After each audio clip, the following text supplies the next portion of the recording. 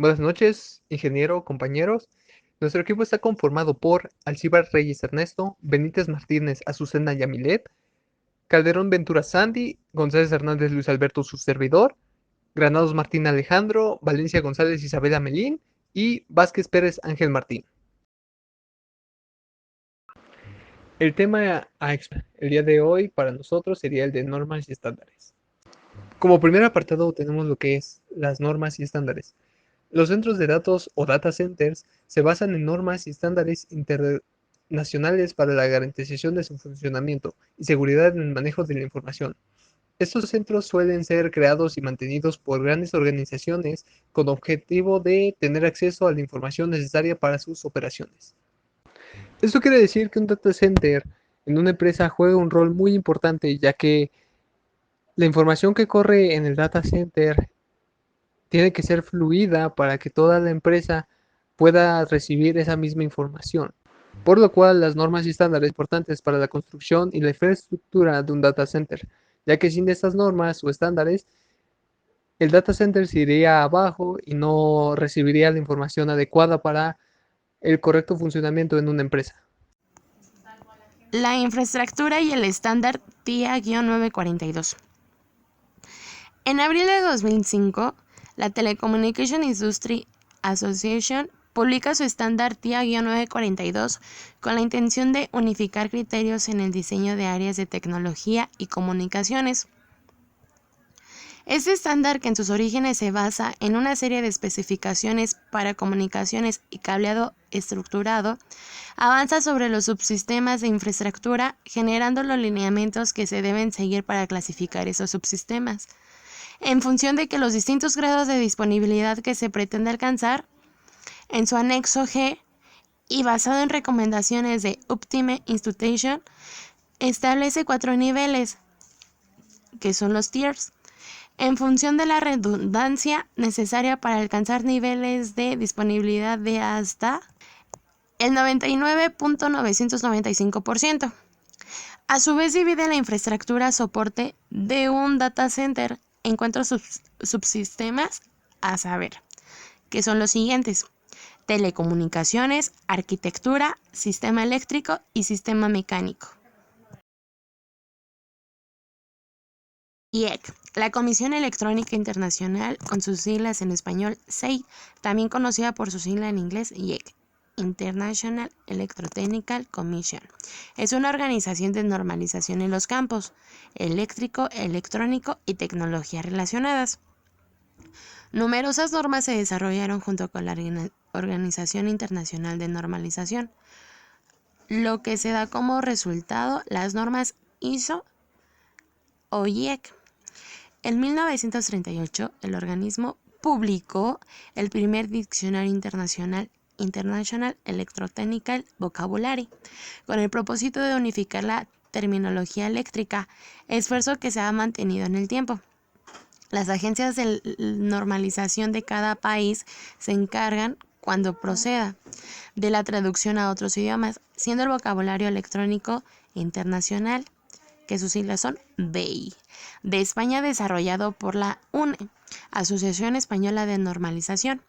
Miembro pleno de la SEI, a la SEI se le debe el desarrollo de difusión de los estándares para algunas unidades de medida, particularmente el Gauss, Hercio y Weber, así como la primera propuesta de un sistema de unidades estándar, el sistema Georgi, que con el tiempo se convertirá en el Sistema Internacional de Unidades. Fundada en 1894, ASHRAE es una asociación de tecnología para edificios con más de 57.000 miembros mundialmente. La asociación y miembros se enfocan en los sistemas de edificios, la eficiencia energética y la calidad de aire interior, así como la sostenibilidad dentro de la industria. A través de la investigación, la redacción de normas, la publicación y la educación continua, ASHRAE da forma hoy al entorno construido de mañana. ASHRAE fue concebida en 1959 como la Sociedad Americana de Ingenieros de Calefacción, Refrigeración y Aire Acondicionado, debido a la fusión de la Sociedad de Ingenieros de Calefacción y aire acondicionado ASHRAE, fundada en 1894, y la Sociedad Americana de Ingenieros de Refrigeración ASRE, fundada en 1904. Las siglas ITIL significan Information Technology Infrastructure Library, que traduciríamos literalmente como Biblioteca de Infraestructura de Tecnologías de Información. ITIL es una guía de buenas prácticas para la gestión de servicios de tecnologías de la información TI. La guía ITIL ha sido elaborada para abarcar toda la infraestructura de desarrollo y operaciones de TI y gestionarla hacia la mejora de la calidad del servicio. Los pilares de ITIL son los siguientes principios: procesos, necesarios para la gestión de TI de acuerdo a la alineación de los mismos dentro de la organización.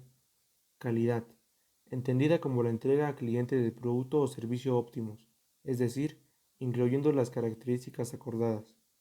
Cliente, su satisfacción es el objetivo de la mejora de los servicios, siendo, por lo tanto, el beneficiario directo de la implantación de las buenas prácticas de ITIL. Independencia, siempre deben mantenerse buenas prácticas a pesar de los métodos establecidos para cada proceso y de los proveedores existentes. Ahora hablaremos del estándar o norma tier. El estándar TIA 942 y la categorización de los tiers se encuentran en pleno auge en América Latina. Eso es bueno, ya que lleva al replanteo de de las necesidades de infraestructura de una manera racional y alineada. El nivel de fiabilidad de un centro de datos viene indicado por uno de los cuatro niveles de fiabilidad llamados tier. En función de una redundancia, a mayor número de tier, mayor disponibilidad y por lo tanto mayores costes de construcción y mantenimiento. Teniendo esto en cuenta, existen cuatro niveles de tier, los cuales son: el primero sería el tier 1, que sería el nivel 1, el más básico. Su primer punto sería disponibilidad del 99.67%, sensible a las interrupciones planificadas o no. Y el tercer punto, un solo paso de corriente y distribución de aire acondicionado sin componentes redundantes. Esto quiere decir que prácticamente no tiene mucha distribución de aire acondicionado y por lo tanto se calienta muy fácilmente. Por lo cual, este mismo Tier 1 se debe de cerrar completamente para realizar cualquier mantenimiento preventivo y así no hacer que se dañe o que se dañe algún otro componente. El siguiente sería el Tier 2, que prácticamente viene siendo el nivel 2, que sería componentes redundantes. Disponibilidad del 99.74%, menor sensibilidad a interrupciones, un solo paso de corriente y distribución de aire acondicionado con un componente redundante, incluye piso elevado, UPS y generador. Plazo de implementación de 3 meses, tiempo de inactividad anual podría ser de 28.82 horas y plazo de implementación sería de 3 a 6 meses. El mantenimiento de la alineación y otras partes de infraestructura requiere de un cierre de procesamiento. El siguiente sería el Tier 3, que vendría siendo el nivel 3. Disponibilidad del 99.98%, interrupciones planificadas sin interrupción de funcionamiento, pero posibilidad de problemas en las no previstas. Múltiples accesos de energía y refrigeración, eso quiere decir que prácticamente el Tier 3 tiene bastante aire acondicionado y múltiples accesos de energía. Plazo de implementación de 15 a 20 meses y tiempo de inactividad anual entre 1.6 horas. El siguiente vendría siendo el Tier 4, o sea, el nivel 4. Este tiene una disponibilidad del 99.995%. Interrupciones planificadas sin interrupción de funcionamiento de los datos críticos. Plazo de implementación sería de 15 a 20 meses y tiempo de inactividad anual de 0.4 horas, o sea, prácticamente nada. Este es el tier que más funcionalidades tiene y el que más le conviene a una empresa tener. Ahora, el siguiente punto a tratar sería la norma IE. La IE significa Institute of Electrical and Electrical Engineers. Es la asociación profesional dedicada al avance de la innovación tecnológica y la excelencia para el beneficio de la humanidad. Dentro de ella existe la normativa 802.3, que es una especificación estándar sobre lo que se nota o se monta en Ethernet, un método de establecimiento de comunicaciones físicas a través de una red de área local o LAN. Especifica el protocolo de transporte de información del nivel físico dentro de una arquitectura de red o capas, tal como TCP/IP, basada a su vez en el modelo OSI. Existen cuatro tipos de datos que están actualmente definidos para la operación a través de fibra óptica y cables de trenzado, por lo cual se puede ver y se puede apreciar en la presentación los tipos de datos que están actualmente y en forma para ese tipo de cables. Este grado de protección comprende un conjunto de estándares creados por la Asociación Nacional de Fabricantes Eléctricos, que brindan los estándares más comunes en las especificaciones de equipos eléctricos y electrónicos. Cabe destacar que la asociación no ensaya ni certifica los productos, simplemente hace referencia a la protección de personas contra el contacto involuntario con objetos del equipo. Y pues bueno, en otras palabras, las normas NEMA contribuyen al diseño, la fabricación y la distribución de equipos eléctricos. Este tipo de normas nos ayuda a maximizar la seguridad de las personas, los bienes y el medio ambiente. Además, la normalización tiene un beneficio financiero directo de las organizaciones, ya que agiliza las operaciones y hace crecer los mercados y reduce los costos.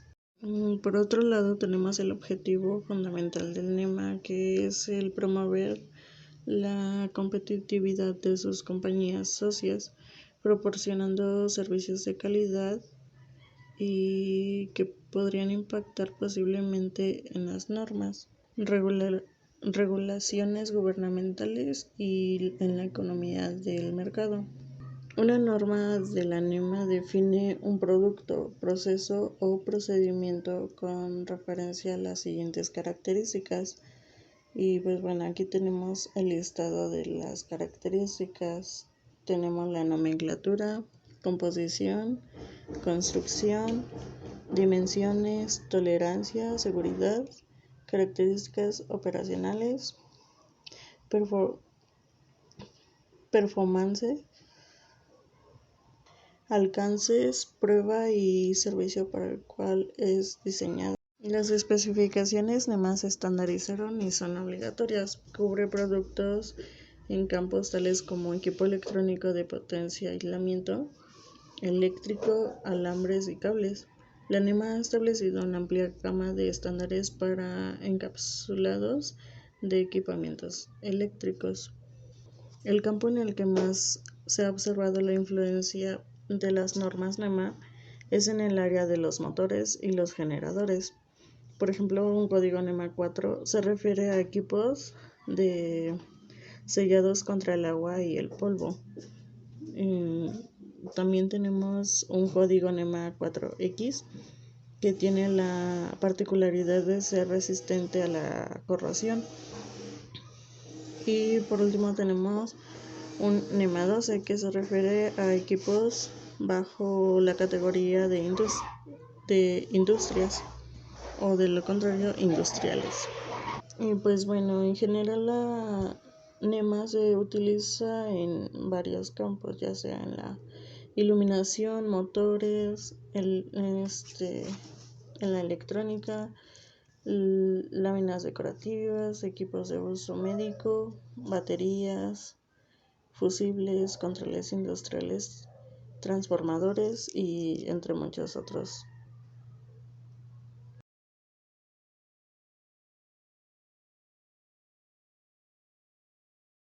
El NFPA 76 es el estándar para la protección contra incendios de las instalaciones de telecomunicaciones, con un enfoque en todos los aspectos que se ven afectados por las telecomunicaciones públicas. Cuando hablamos de telecomunicaciones públicas se refiere a las salas de entrada de los operadores comunes, call center de servicios de emergencia y cualquier otro servicio público que soporte o afecte las comunicaciones públicas. Este estándar tiene un impacto considerable en los centros de datos que usan el enfriamiento por contención. La contención ofrece grandes beneficios a las eficiencias del centro de datos, separando los pasillos fríos y calientes. Sin embargo, esto puede resultar extremadamente peligroso en caso de incendio, ya que la detección de incendios se vuelve más difícil. Por otro lado, su propósito es proporcionar un nivel razonable de protección contra incendios en las instalaciones de las telecomunicaciones. Cabe mencionar que este tipo de estándares para los data centers son muy importantes, ya que estos tienen una serie de características específicas que los hacen más vulnerables ante los peligros de un incendio, ya sea por las grandes cantidades de materiales de plásticos, cableado, alta concentración de energía o elementos no visibles en falsos techos, entre otros. Por eso es muy importante prestar especial atención a todas las medidas de prevención y extinción de incendios, especialmente las relativas a una buena ventilación y verificación continua de los equipos y las instalaciones. La NFPA 76 requiere de establecer excelentes prácticas de prevención de incendios a través de una evaluación rigurosa de una serie de acciones cuyo orden de importancia son, en primera, la construcción no combustible dentro de las instalaciones, en segunda, la compartimentación, en tercera, la detección y alarma temprana de incendios. Por cuarto lugar tenemos la interrupción o corte de energía y por último la supresión de incendios y ventilación del humo. Este tipo de estándar de prevención han producido un impacto muy positivo en los centros de datos, y es que cuando se trata de prevenir un incendio de tal magnitud, los costes están más que justificados. Para concluir, debemos ser conscientes que cuando se trata de prevención contra incendios, cualquier costo relacionado con la mitigación de riesgo estará justificado en comparación con el costo del daño que se incurrirá en caso de un incendio real. Siempre es mejor estar seguro que lamentar y seguir estándares como el NFPA 76. El propósito del estándar ANSI EIA-TIA 570 es describir la infraestructura necesaria para soportar la variedad de sistemas dentro de una vivienda. Normalmente, estos sistemas incluyen voz, datos y video para toda la casa. Además pueden incluir multimedia, sistemas de automatización, control ambiental, seguridad, audio, sensores, alarmas e interruptores. Esta norma establece 2 grados de cableado según las necesidades de la vivienda y permite ayudar en la selección de los cables. Grado 1. Proporciona un sistema de cableado genérico que cumple los requisitos mínimos para las necesidades de servicios de telecomunicaciones. Los servicios típicos consisten en teléfono, satélite, televisión por antena comunitaria y servicios de datos. Especifica cable de par trenzado UTP y cable coaxial colocado en una topología de estrella. La instalación de cables UTP categoría 5E o 6 en lugar de cableado de categoría 3 es recomendada para facilitar la futura actualización al grado 2. Grado 2. Proporciona un sistema de cableado genérico que cumple con los requisitos para servicios básicos y avanzados de telecomunicaciones multimedia, tales como Internet de alta velocidad y video generado in-home. Este grado especifica cable de par trenzado, cable coaxial y opcionalmente cable de fibra óptica, todos ellos situados en una topología de estrella. Este estándar señala los componentes específicos para 2 tipos de infraestructura, unidades unifamiliares y unidades multifamiliares. La norma ANSI-TIA EIA 310D es una especificación para lo que se denomina el rack estándar. Esta especificación estandariza varias características importantes de 19 bastidores: el espaciamiento de agujero vertical, el espacio hueco horizontal, la apertura de cremallera y el ancho de panel frontal. Supervisa el desarrollo de estándares para productos, servicios, procesos y sistemas de los Estados Unidos. Es un miembro de Organización Internacional para la Estandarización, ISO, y de la Comisión Electrotécnica Internacional, IEC. Es una especificación para la que se denomina el rack estándar. Esta especificación estandariza varias características importantes de 19 bastidores, tales como la unidad de rack RU o U, el espaciado agujero vertical, el espacio hueco horizontal, la apertura de cremallera y ancho del panel frontal. La especificación también establece tolerancias en cada una de estas dimensiones. A continuación, en esta imagen podemos ver que contiene un bastidor de un rack y cómo se usan las unidades de rack. La siguiente norma ANSI, o también conocida como TIA o EIA 569, nos señala las especificaciones necesarias, el diseño de las instalaciones y la infraestructura requeridas en el cableado de las telecomunicaciones para edificios comerciales. Esta cuenta con 3 conceptos fundamentales relacionados con las telecomunicaciones y edificios. Los edificios son dinámicos, en la cual reconoce que existirán cambios y los tiene en cuenta en sus recomendaciones para el diseño de las canalizaciones de las telecomunicaciones. El otro, los sistemas de telecomunicaciones son dinámicos. Aquí reconoce este hecho siendo tan independiente como sea posible de proveedores y tecnologías de equipo. El otro, las telecomunicaciones es más grande que voz y datos. ¿Esto qué quiere decir? Que pues se incluyen otros datos, conceptos, se incorporan también otros sistemas tales como por ejemplo el control ambiental, la seguridad, el audio, la televisión, alarmas, entre otros. Esta norma identifica 6 componentes en la infraestructura: instalaciones de entrada, sala de equipos, canalizaciones de montantes, también conocidos como backbone, salas de telecomunicaciones, canalizaciones horizontales y áreas de trabajo. Ahora bien, voy a explicar una por una. Instalaciones de entrada. Estas se definen como el lugar en el que se ingresan los servicios de las telecomunicaciones al edificio y o donde llegan las canalizaciones de interconexión con otros edificios de las mismas incorporaciones. En estas instalaciones de entrada también se pueden contener dispositivos de interfaz con las redes públicas prestadoras de servicios de las telecomunicaciones. El estándar recomienda que la ubicación de estas instalaciones de entrada sea un lugar seco, cercano a las canalizaciones de montantes verticales. La sala de equipos. La sala de equipos se define como el espacio donde se ubican los equipos de telecomunicaciones en un edificio. ¿Esto qué quiere decir? Que en estas se incluyen las centrales telefónicas, equipos informáticos como servidores, centrales de video, entre otras cosas. Cabe recalcar que en esta sala solo se admiten equipos directamente relacionados con los sistemas de telecomunicaciones. Para el diseño y la ubicación de esta sala de equipos se deben considerar los siguientes aspectos. Las posibilidades de expansión, ¿esto qué quiere decir? Que el lugar debe ser amplio.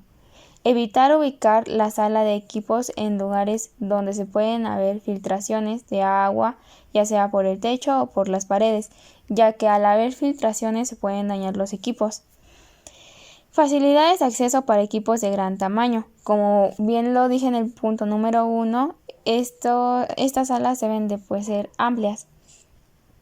La estimación de espacio de esta sala es de 0.7 metros cuadrados por cada 10 metros cuadrados de área utilizable en el edificio.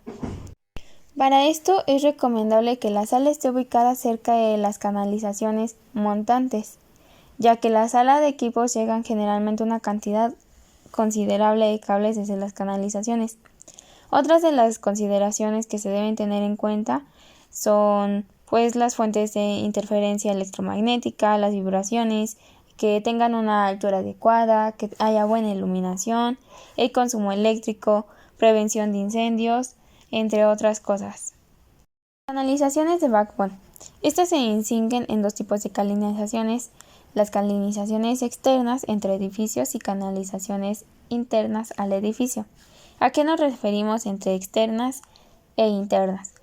Las canalizaciones externas entre edificios son necesarias para interconectar instalaciones de entrada de varios edificios de una misma corporación. Para estos casos hay 4 tipos de canalizaciones. la canalización subterránea, directamente enterradas, aéreas y en túneles. Las canalizaciones subterráneas. Estas consisten en un sistema de ductos y cámaras de inspección. No se admiten más de 2 quiebres de 90 grados. Para las canalizaciones directamente enterradas, en estos casos los cables de las telecomunicaciones, como bien el nombre lo dice, quedan enterrados. Es importante que los cables dispongan en estos casos de las protecciones adecuadas. Las canalizaciones de backbone aéreos. Algunas consideraciones a tener en cuenta al momento de tender cables aéreos es la apariencia del edificio, las áreas circundantes, la legislación aplicable, la separación requerida con cables aéreos eléctricos, las protecciones mecánicas, cargas sobre los puntos de fijación, incluyendo tormentas y vientos, entre otras cosas. Ahora, las canalizaciones en túneles, sin embargo, pues son dentro de túneles, como bien se dice su nombre, y deben de ser planificadas de manera que permita el correcto acceso al personal de mantenimiento y también la separación necesaria con otros servicios, o sea, para que no se confundan. Por esa parte son las canalizaciones externas. Ahora, las canalizaciones internas nos referimos, generalmente son llamadas montantes. Son las que se vinculan, como lo dije anteriormente, en las instalaciones de entrada, en la sala de equipos, en las salas de telecomunicaciones. Estas canalizaciones pueden ser ductos, bandejas, escalerillas, portacables, etc. Es muy importante que estas canalizaciones tengan los elementos cortafuegos, de acuerdo a las normas corporativas y o legales. Estas canalizaciones montantes pueden ser físicamente verticales u horizontales. Estas canalizaciones montantes verticales se requieren para unir la sala de equipos con la sala de telecomunicaciones, o las instalaciones de entrada con la instalación de sala de equipos. Una canalización vertical pasa por cada piso desde la sala de equipos. Estas pueden ser realizadas por ductos, bandejas verticales o escalerillas portacables verticales. No se admite el uso de ductos de los ascensores para transportar este tipo de cables para las telecomunicaciones. Ahora, por otra parte, las canalizaciones montantes horizontales son aquellas en las que no están alineadas verticalmente. Son necesarios tramos de montantes horizontales, es decir, que estos cables pueden ser realizados en ductos, bandejas horizontales, escalerillas portacables y pueden ser ubicadas en el cielo raso, debajo del piso o adosadas en las paredes. Las salas de telecomunicaciones. Estas se definen como los procesos que actúan como punto de transición entre las montantes verticales y las canalizaciones de distribución horizontal. La ubicación ideal de esta sala de telecomunicaciones es el centro del área a la que deben prestar servicio.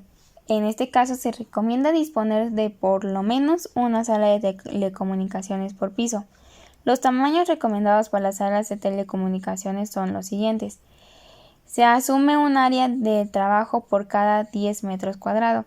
En tabla que se muestra a continuación, el área utilizable y el tamaño recomendado de la sala de telecomunicaciones son algunos de las medidas que generalmente se utilizan.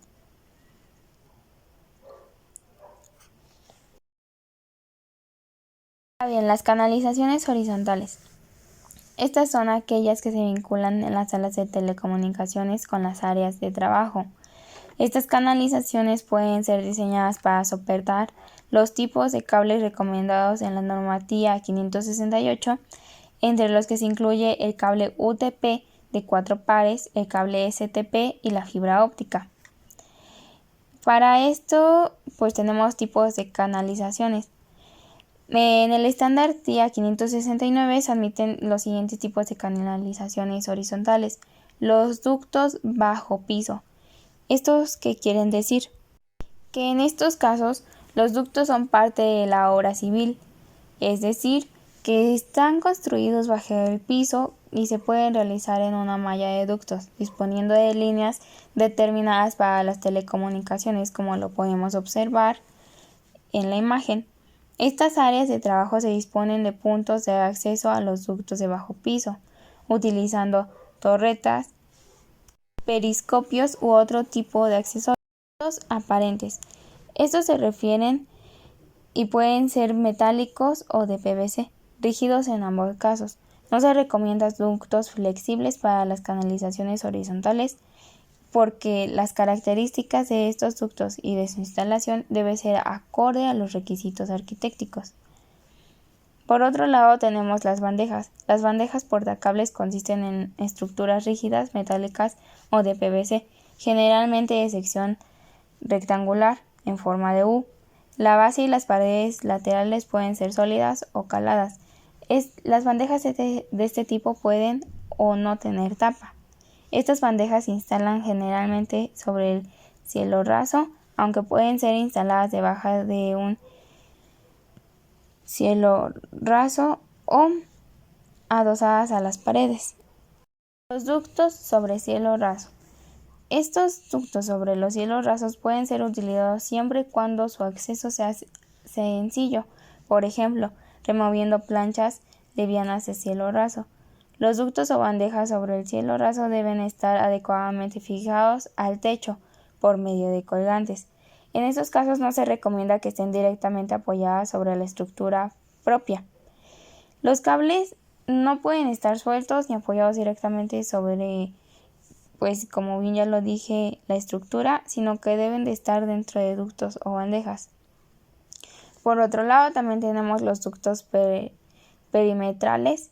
A estos se refieren que pueden ser usados para llegar con el cableado horizontal hasta las áreas de trabajo, en caso de las oficinas cerradas o tipo boxes. Las secciones de canalizaciones horizontales dependen de la cantidad de cables que se deba alojar y del diámetro externo de estos mismos. En el diseño se debe recordar que cada área de trabajo debe disponer por lo menos de 2 cables UTP, típicamente de diámetro de 4.5 y 5.5 milímetros. Asimismo, se debe tener en cuenta que el tamaño de crecimiento futuro, dejando espacio a las canalizaciones para cables adicionales. En la tabla que se muestra en la pantalla, se pueden calcular las secciones de canalizaciones necesarias en función de la cantidad de cables y su diámetro para un factor llenado estándar. Por ejemplo, las celdas de fondo blanco indican la cantidad de cables. Ahora, las distancias a cables de energía. Para estas canalizaciones en las telecomunicaciones se debe estar adecuadamente distanciadas las canalizaciones para los cables de energía. Por ejemplo, en la tabla mostrada se indican las distancias que se recomiendan. Las celdas en fondo blanco indican la separación mínima que se tiene. Ahora bien, las áreas de trabajo, las cuales son los espacios donde se ubican los escritorios, boxes, lugares habituales de trabajo o sitios que simplemente requieren equipamiento de telecomunicaciones, como por ejemplo las computadoras, teléfonos, cámaras de video, sistemas de alarma, impresoras, relojes personales, etc. Para esto se recomienda prever como mínimo de 3 dispositivos de conexión por cada área de trabajo. En base a esto y la capacidad de ampliación prevista se deben prever las dimensiones de las canalizaciones.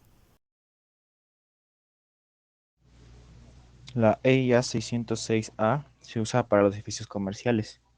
Esta norma 606 es vital para el buen funcionamiento de su cableado estructurado, ya que habla sobre la identificación de cada uno de los subsistemas basados en etiquetas, los códigos o los colores que los comentaremos a continuación, con la finalidad de que estos se puedan identificar cada uno de los servicios que en algún momento se tengan que habilitar o deshabilitar. Resulta fundamental para lograr una cotización adecuada en suministrar a los oferentes la mayor cantidad de información posible. En particular, es más importante proveerlos de planos de todos los pisos. Esos pisos se detallan en ubicación de los gabinetes de telecomunicaciones, ubicación de ductos a utilizar para el cableado vertical, disposición detallada de los puestos de trabajo, ubicación de los tableros eléctricos en caso de ser requeridos, ubicación de piso de ductos si existen y pueden ser utilizados. Para proveer un esquema de información sobre la administración del camino para el cableado de telecomunicación, espacios y medios independientes, se estableció este cuadro que se mostrará a continuación, marcando con un código de color y grabando en estos los datos para la administración de los cables de telecomunicaciones para su debida identificación. En este cuadro que se muestra A continuación, en la primera columna se puede observar el tipo de terminación, que son puntos de demarcación, conexiones de red, etc. En la segunda columna se observa el color determinado para el tipo de terminación, mientras que en la tercera es el comentario sobre el tipo de terminación. El primer ejemplo es el punto de demarcación, que es el color naranja y es para terminales SEO. El segundo color es el verde, que es para conexiones de red y se usa para terminales de circuitos auxiliares. Y así varios colores más. Mientras que el púrpura, la conexión mayor y equipo de datos. El blanco, terminación de cable MC a IC. El gris, terminación de cable IC a MC. El azul, terminación de cable horizontal. El café, terminación de cable de campus. El amarillo, mantenimiento auxiliar, alarmas y seguridad. Y el rojo, sistema de teléfono.